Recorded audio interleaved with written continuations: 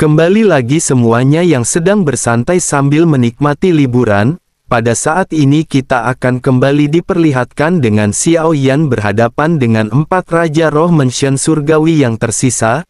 Lalu Fu Xing sang pemimpin merasa sakit kepala merasakan kekuatan Xiao Yan yang luar biasa. Setelah banyaknya usaha yang mereka lakukan, mereka selalu berakhir dengan kegagalan dan tidak pernah dapat menghabisi Xiao Yan. Saat itu kekuatan Xiao Yan masih lemah, dan bagaimana dengan kekuatan Xiao Yan saat ini? Kekuatan Xiao Yan jauh melampaui apa yang mereka bayangkan. Tidak peduli seberapa keras usaha yang dilakukan untuk menghalangi Xiao Yan, selalu ada seseorang yang mampu memecahkan kebuntuan. Dalam kasus ini mereka gagal menghabisi Xiao Yan dan menyebabkan situasi berkembang hingga sekarang. Di sisi lain, tanpa membuang waktu, Xiao Yan segera mengangkat tangannya ke udara. Tubuhnya mengembang hingga mencapai beberapa ribu kaki, lalu dari jari emas raksasa yang menutupi langit dan matahari, serangan dahsyat melesat ke arah 4 Raja Roh. Sementara itu di kejauhan, seorang lelaki tua yang sebelumnya hampir berselisih dengan Xiao Yan tengah mengamati jalannya pertempuran. Dirinya tampak tertarik, seakan dirinya ingin menyaksikan seberapa jauh kemampuan Xiao Yan dalam menghadapi kekuatan keempat Raja Roh itu. Di sisi lain, Fu Xing pada saat ini dengan cepat bereaksi. Dirinya menyatukan jarinya, mengangkat tangan lalu mengayunkan serangan horizontal. Cahaya pedang emas mengembun di udara dan langsung menebas ke arah serangan Xiao Yan. Xiao Yan juga pada saat ini tidak berhenti. Xiao Yan melangkah 7 kali berturut-turut dengan langkah-langkah kuat yang menghantam bumi. Hal ini memaksa para Raja Roh untuk mengambil tindakan balasan. Suara ledakan menggema saat serangan Xiao Yan memaksa keempat Raja Roh bertahan. Saat mereka bersiap untuk melancarkan serangan balik, Xiao Yan tiba-tiba menghilang dan kembali ke kapal Dewa Kuno. Xiao Yan mengabaikan para Raja Roh yang masih terlibat dalam pertempuran.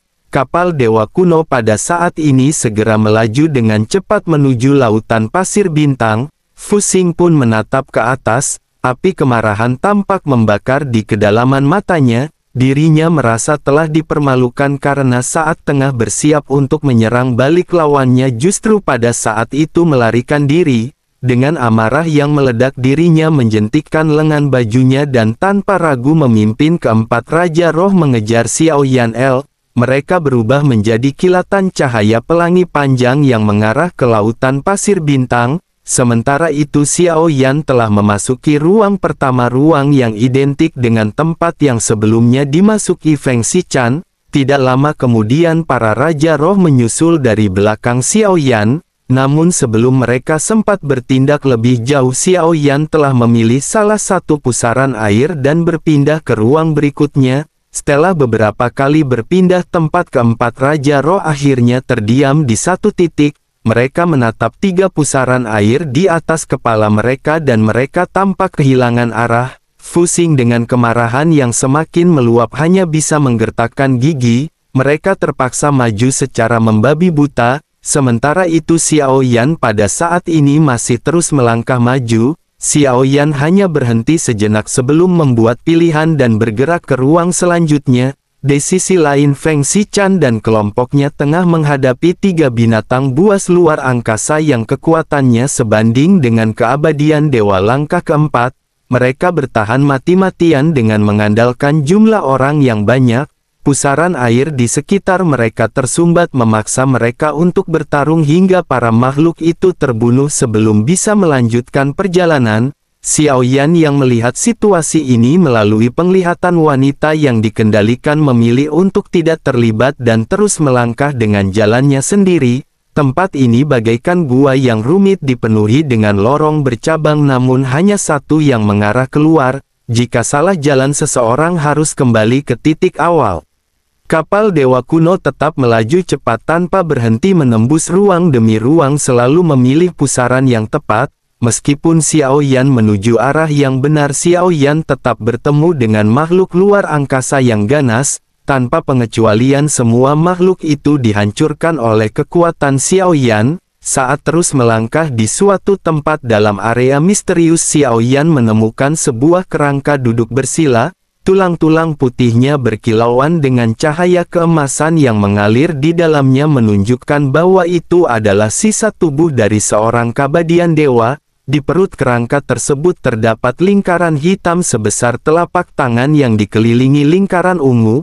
Dua sinar merah menyala liar dalam rongga matanya yang kosong seolah memancarkan kutukan bahwa tidak seorang pun boleh mengambil sesuatu darinya. Di sekelilingnya belasan mayat juga pada saat ini terlihat berserakan.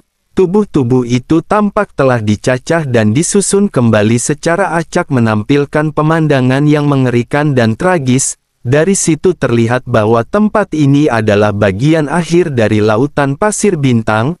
Mayat-mayat itu tampak menggantung dalam keadaan ganjil, tidak sepenuhnya jatuh namun juga mampu bangkit kembali.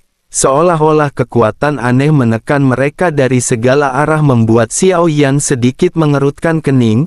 Beberapa tubuh menyatu secara tidak wajar dengan bagian-bagian tubuh yang tertanam di tempat-tempat yang seharusnya tidak berada.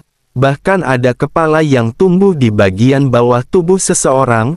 Kekacauan yang melanda saat mereka memasuki tempat ini telah mengacaukan bentuk dan eksistensi mereka. Sementara itu langkah Xiao Yan mulai melambat ketika Xiao Yan memasuki bagian yang lebih dalam ke laut pasir bintang. Pergerakannya bukan lagi sekedar pilihan tetapi sebuah tantangan. Di jalur yang benar penjaga berupa binatang luar angkasa akan muncul dan harus dikalahkan untuk membuka blokade pusaran ruang. Namun kali ini meski Xiao Yan berhasil menaklukkan binatang penjaga pusaran di hadapannya tetap tertutup dan fluktuasi spasial yang terpancar darinya terasa tidak tepat.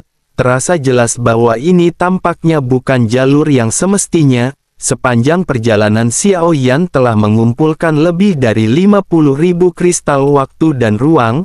Namun tetap saja pusaran tidak menunjukkan tanda-tanda membuka menandakan bahwa ini adalah rintangan yang dirancang secara sengaja. Segalanya tampak terlalu teratur untuk dianggap alami. Ini adalah ciptaan yang disengaja oleh seseorang yang memahami medan ini dengan sangat baik. Xiao Yan pada akhirnya memutuskan untuk mengambil 10.000 kristal waktu dan ruang dan segera melepaskannya satu demi satu. Kristal-kristal itu menyatu perlahan dan sebuah pusaran tersembunyi mulai tampak. Para pengamat dari kelompok kapal dewa kuno yang menyaksikan dari kejauhan menunjukkan kekaguman dalam tatapan mereka. Mereka melihat dengan jelas bagaimana Xiao Yan menunjukkan kekuatan dan kecerdasannya di sepanjang perjalanan ini. Xiao Yan benar-benar terasa menonjol jika dibandingkan dengan sosok-sosok lainnya.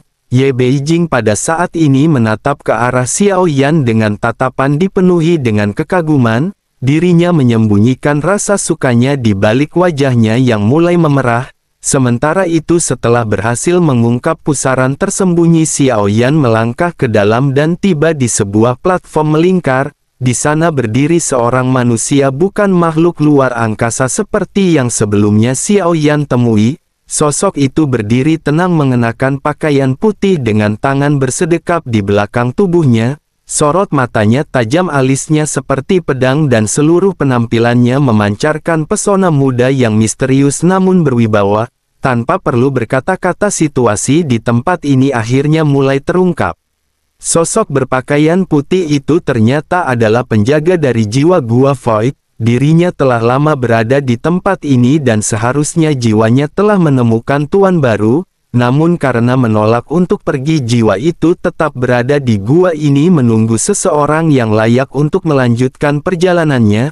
Untuk hal ini jugalah pada akhirnya ujian harus dilalui oleh seseorang. Xiao Yan dengan penuh tekad tidak menunjukkan keraguan ketika berniat untuk melangkah maju. Tubuhnya berubah menjadi bentuk dewa asli menjulang ribuan kaki, lalu dirinya melangkah maju 7 langkah penuh kekuatan. Setiap langkahnya mengguncang udara menuju langsung ke arah pria berpakaian putih. Namun pria itu mengangkat tangannya dan menggambar sebuah lingkaran di udara. Sebuah lubang hitam muncul dan seketika teknik 7 langkah milik Xiao Yan ditelan oleh kegelapan tersebut. Langkah-langkah yang seharusnya mengguncang lawannya justru menghilang begitu saja ke dalam kehampaan yang tidak terjamah. Tiba-tiba sesuatu muncul di atas kepala Xiao Yan. refleksnya segera membuatnya mengerutkan kening dan mengerahkan kekuatannya sendiri untuk menghadapi serangan yang tidak terduga itu. Beberapa pukulan dilepaskan secara berturut-turut, namun tidak lama kemudian teknik 7 langkah yang digunakan Xiao Yan benar-benar menghilang seiring dengan pergerakan pikirannya. Namun tepat setelah itu hawa dingin menyeruak di belakang punggung Xiao Yan. Nalurinya langsung bereaksi dan tubuh Xiao Yan bergerak untuk menghindar. Dalam sekejap sosok pria muncul di belakang Xiao Yan dengan sebuah jari teracung yang hampir menancap di dahi Xiao Yan. Jika saja gerakan Xiao Yan terlambat setengah detik maka dahi Xiao Yan pasti sudah tertembus. Kecepatan pria ini juga benar-benar begitu mengejutkan. Serangannya berasal dari kekuatan guntur yang murni namun berbeda dengan kekuatan ruang. Dalam hal kecepatan murni, kekuatan ruang memberikan keunggulan yang jauh lebih besar. Jiwa yang kuat mampu melakukan perjalanan melalui singularitas spasial dalam sekejap melampaui batas-batas kecepatan normal. Meski jari itu tampak meleset, tubuh Xiao Yan justru merasakan sensasi dingin di dada. Begitu Xiao Yan melihat ke bawah, tampak jelas lubang berdarah telah mengangat di tubuh Xiao Yan. Jari itu entah bagaimana telah berhasil menembus dada Xiao Yan meski dirinya telah menghindar terlebih dahulu. Luka itu juga sulit disembuhkan dan hanya dengan memaksa memobilisasi kekuatan Qi serta darahnya dirinya dapat menetralisir energi asing yang menghambat pemulihannya. Kekuatan Xiao Yan sendiri pada saat ini sesungguhnya tidaklah biasa. Tubuhnya mengandung garis keturunan guntur yang kuat dan kekuatan fisiknya telah diasah hingga yang luar biasa. Jika dibandingkan dengan para peserta sebelumnya, kualitas Xiao Yan lebih tinggi di tempat ini. Tetapi meskipun begitu, tempat ini adalah sebuah ranah yang sepenuhnya dikendalikan oleh pria berpakaian putih. Hal ini mengharuskan pengunjungnya untuk menggunakan kekuatan aturan yang lebih tinggi demi dapat bertahan atau menang. Xiao Yan memiliki 3 kekuatan utama dan pertama adalah tubuh dewa asli. Apabila tumbuh hingga ukuran 100.000 kaki, Xiao Yan memiliki kekuatan hukum yang mutlak. Kekuatan ini sesungguhnya bisa melanggar seluruh aturan yang ada. Kekuatan kedua adalah api yang merupakan sumber kekuatannya yang paling penting. Dari api binatang hingga api surgawi kemudian menuju jantung api, semua dilalui dengan konsistensi dan kekuatan luar biasa. Sementara itu yang ketiga adalah guntur dan 3 jenis jantung guntur yang masing-masing mengandung kekuatan aturan. Untuk menghadapi pria ini ketika kekuatan tersebut sepertinya harus digabungkan oleh Xiao Yan. Namun tujuan utamanya bukan untuk mengalahkan melainkan memperoleh pengakuan dari lawannya. Saat kekuatan spiritual Xiao Yan menyapu area, Xiao Yan menyadari bahwa jiwa pria tersebut belum lengkap. Ini adalah sebuah pertanda bahwa orang ini mungkin hanyalah klon dari pemilik jiwa Gua Void. Tubuh Xiao Yan pun meledak berubah menjadi kabut berdarah yang kemudian membentuk kilatan petir merah yang tidak terhitung jumlahnya. Kilatan-kilatan ini mengembun menjadi daging dan darah kembali dan tubuh Xiao Yan tumbuh hingga mencapai 10.000 kaki. Sebuah pukulan sebesar meteorit seketika meluncur deras ke arah lawannya. Namun seperti sebelumnya, pria itu menggunakan kekuatan ruang untuk memutarbalikkan serangan Xiao Yan. Tinju tersebut menghilang ke dalam lubang hitam yang dibentuk olehnya lalu muncul di belakang tubuh Xiao Yan dan menghantam balik dengan kekuatan dahsyat. Daging Xiao Yan sendiri akhirnya meledak akibat pukulan tersebut. Teknik ruang yang digunakan pria ini benar-benar terasa begitu aneh. Dirinya mampu membelokkan serangan bahkan mengarahkan kembali ke penyerangnya sendiri. Kemampuan seperti ini membuat Xiao Yan semakin tertarik pada kekuatan jiwa Gua Void yang jelas memiliki pengaruh luar biasa dalam pertempuran. Kemampuan ini jauh melampaui sekedar perjalanan ruang dan waktu. Xiao Yan pada akhirnya lanjut memunculkan 3 jantung api yang berbeda di hadapannya. Ketika ketiganya terlihat, pria berbaju putih itu menunjukkan keterkejutan yang nyata. Keseimbangan sempurna antar berbagai kekuatan asli dalam satu tubuh membuat Xiao Yan tampil sebagai sosok luar biasa. Hal ini membuktikan bahwa Xiaoyan bukan hanya layak mewarisi kekuatan besar tetapi juga menantang batas aturan yang selama ini diyakini tidak tergoyahkan. Begitu pria berbaju putih ini menyelesaikan pernyataannya, 3 jantung guntur tiba-tiba muncul juga di hadapan Xiaoyan. Ternyata masih ada satu lagi yang belum diketahui, yakni guntur dan api yang merupakan kekuatan asli Xiaoyan. Pria itu tampak tidak dapat menahan keterkejutannya. Memiliki salah satu dari kekuatan asli tersebut saja sudah menjadi impian para tokoh kuat. Namun Xiaoyan justru telah menguasai 6 kekuatan asal-usul dan kini berusaha mendapatkan yang ketujuh.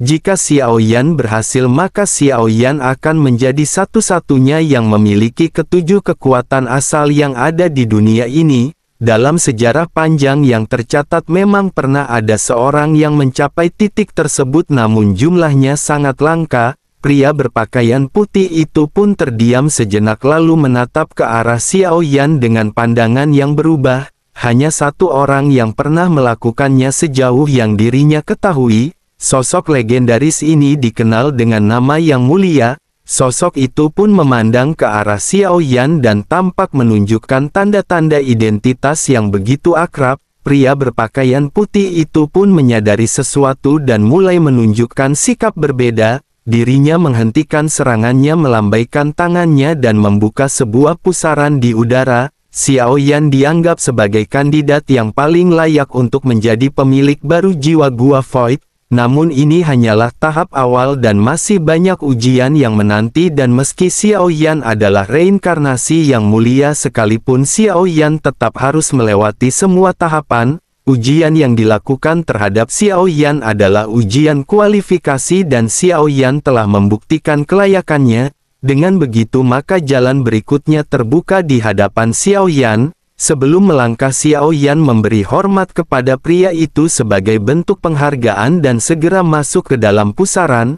Begitu menyeberanginya Xiaoyan muncul di ruang lain yang dipenuhi oleh balok-balok meteorit dalam jumlah yang tidak terhitung. Hamparannya tampak tidak ada akhirnya menjulur sejauh mata memandang. Xiaoyan bersiap melangkah maju namun segera menyadari bahwa langkahnya harus tertahan. Ada kejanggalan di tempat ini. Ruang di sekitarnya tampak dikendalikan oleh hukum-hukum tertentu dan jelas tidak bisa dilalui begitu saja. Dengan penuh kehati-hatian Xiaoyan mulai mengamati meteorit di sekitarnya. Xiaoyan mencoba merasakan fluktuasi energi yang tersembunyi dan menentukan jalur yang aman. Dalam ketenangan Xiaoyan bergerak perlahan menganalisis setiap elemen yang ada. Namun seiring dengan berjalannya waktu dirinya menyadari bahwa tidak ada jebakan tersembunyi. Rupanya Xiaoyan telah keluar dari lautan pasir berbintang dan kini berada di bagian luar. Di kejauhan terbentang sebuah benua besar yang retak seolah membekuk dalam waktu. Semua hal di dalamnya tampak seperti pada satu titik di masa lalu. Tempat itu dipenuhi dengan energi kekaisaran yang sangat padat dan kekuatan keabadian yang melimpah. Ini merupakan sebuah lokasi yang sangat baik untuk melakukan kultivasi. Meskipun bagi Xiaoyan tempat ini tidak terlalu berguna bagi kelompok tim Fearless yang dipimpin oleh Xiaoyan, ini adalah kesempatan langka. Xiaoyan pada akhirnya memimpin mereka menuju ke benua tersebut. Begitu mereka tiba landscape di hadapan mereka berubah dengan cepat. Retakan di benua itu pulih dan bagian-bagiannya terlihat kembali menyatu. Dalam waktu singkat semuanya tampak seperti semula dipenuhi dengan vitalitas dan seolah waktu diputar mundur. Tempat ini ternyata merupakan fragmen kenangan yang ditinggalkan oleh penguasa Gua Void. Di dalamnya tergandung kekuatan hidup yang sangat besar. Tempat ini bisa dimanfaatkan oleh para anggota tim Fearless untuk bisa meningkatkan kekuatan mereka. Namun bagi Xiaoyan semua itu bukanlah tujuan utama. Xiaoyan tidak bergantung pada kekuatan tempat tersebut. Perjalanan Xiaoyan masih panjang dan apa yang Soan cari masih tersembunyi di depan sana. Area misterius ini menyerupai energi dahsyat yang tercipta dari tubuh makhluk kuat setelah kematiannya. Kejatuhan seorang keabadian dewa tentu saja bukan sebuah peristiwa yang biasa. pada tingkat kekuatan semacam itu mustahil mereka mati hanya karena usia, pasti ada faktor dan sebab lain yang menyebabkan kejatuhan serta lenyapnya makhluk setingkat itu. Dengan pemikiran ini Xiao Yan pada akhirnya memutuskan untuk melanjutkan perjalanannya seorang diri.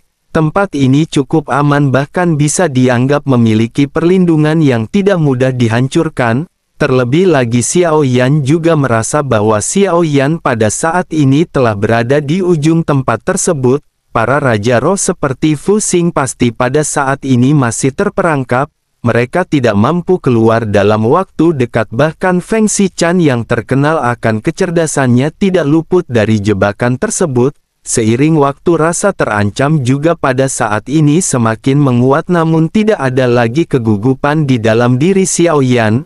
Xiao Yan telah terbiasa menghadapi tekanan semacam ini, fokusnya kini tertuju pada satu tujuan yakni mendapatkan jiwa gua void dengan cara apapun. Jika Xiao Yan berhasil menembus batas kekuatan jiwanya hingga melampaui tingkat jika Xiao Yan bisa mencapai alam void atau alam suci yang lebih tinggi maka jiwa gua void akan menjadi kartu truf terkuat Xiao Yan. Bahkan jika Xiao Yan harus kalah dalam sebuah pertempuran keberadaan jiwa itu masih bisa memberi Xiao Yan secerkah harapan untuk bertahan. Tanpa membuang waktu Xiao Yan terus-menerus melangkah maju sendirian. Bahkan Xiao Yueli memilih untuk tetap tinggal di benua tersebut. Makin dekat dengan jiwa gua void bahaya yang mengintai juga makin terasa besar. Sudah terlalu banyak waktu berlalu, terlalu banyak tokoh kuat yang mencoba masuk ke sana namun tidak satu pun di antara mereka berhasil mendapatkannya. Jelas semua ini benar-benar tidak sesederhana yang terlihat. Bongkahan meteorit sekeliling menghilang menyisakan kehampaan tanpa batas di depan mata. Ruang di sekitarnya tampak benar-benar tidak berujung. Dengan menggunakan subjiwa gua void Xiao Yan mampu melihat singularitas spasial dan langsung menembus ruang lewat penglihatan subjiwa tersebut. Namun langkahnya terhenti ketika suara-suara aneh muncul dari segala arah. Pemandangan di hadapannya memunculkan kerutan di wajah Xiao Yan. Di sana terdapat gumpalan-gumpalan daging yang tampak seperti monster, hanya saja bentuknya tidak wajar seolah dirinya remas dan disatukan dengan paksa.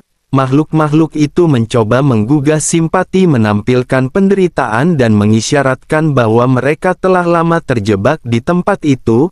Mereka tampak memohon untuk dibebaskan dan menawarkan imbalan yang menggoda jika berhasil diselamatkan.